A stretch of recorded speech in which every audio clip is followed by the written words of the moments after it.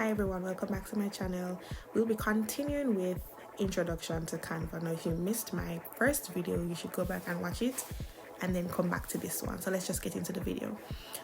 Picking up where we left off, if you look at the bottom of your screen, you're able to actually get a full view of your designs and rearrange them as you see fit. So you can change the order in which they appear and all that good stuff. Now if we look at the right hand side at the top, when we press that play button, we can actually play the entire design from page 1 to the end. Well, this icon shows us the analytics or the insights for a correct design.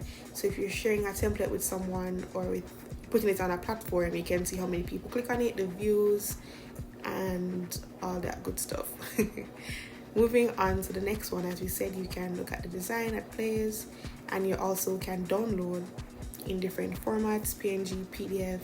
You can also download with a transparent background by selecting the PNG and selecting transparent background. You can also adjust the size of the file.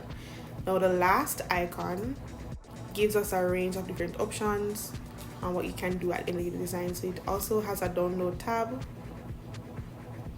brings us back to the page that we were on previously. It also has where you can share on social media, which is a feature of the Canva Pro. So if you're a content creator, you can actually schedule your posts to different platforms, Instagram, Pinterest, etc. So you just upload the design, schedule, and that's it. You don't have to think about it again. There's also a range of different things that you can do.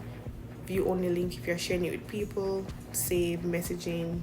You can utilize different options in terms of the different apps you can share your design to.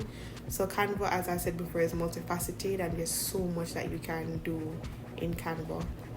But don't worry, we're going to dive deeper into that. Here are some tips on how you can spice up your designs in Canva. Let's go. So the first tip is to use eye-catching fonts that are in Canva that will really grab your audience's attention. Don't be afraid to use different colors and also to resize to your liking.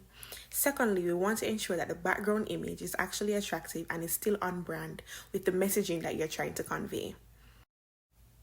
One cool trick is to use a square-shaped element, put it over your design, change the color, and reduce the transparency to give a nice little hue effect over your design. Now, if you want to give your design an extra buzz, use a transparent gradient that is found in the element section in Canva, because I really think that it gives your design a different look and feel. Another way to spice up your designs in Canva is to utilize elements instead of using actual words or text.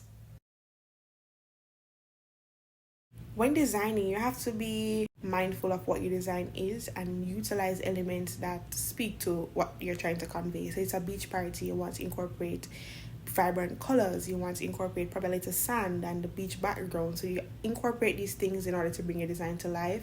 And as I said before, utilize eye-catching fonts and just keep your design simple, because you don't want your design to be too overcrowded, because that is going to just lose the interest of your audience.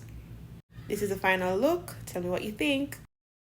Stay tuned for part 3 of Introduction to Canva. Thanks for watching.